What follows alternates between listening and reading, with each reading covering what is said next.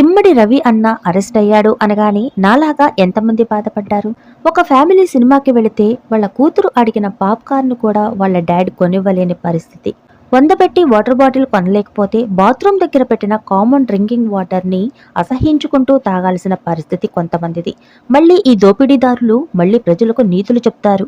ఐబొమ్మ రవిని అరెస్టు చేసినందుకు 100కి 99% మంది బాధపడుతున్నారు. సినిమా ఇండస్ట్రీ పైన మండిపడుతున్నారు.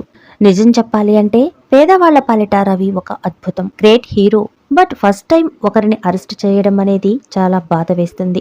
రెస్పెక్ట్ రవెన్న అని ప్రజలు అంటున్నారు. సూర్యుడు ఈ రోజు అస్తమించవచ్చు, కానీ ఏదో ఒక రోజు మా నాయకుడు మళ్ళీ వస్తాడు అని జై ఐబొమ్మ అని అంటున్నారు ఐబొమ్మ రవి అభిమానులు.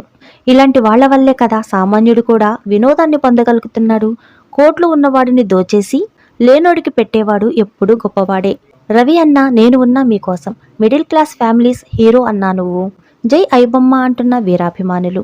రవి గారు సూపర్, నువ్వు మా హృదయంలో ఉన్నావు.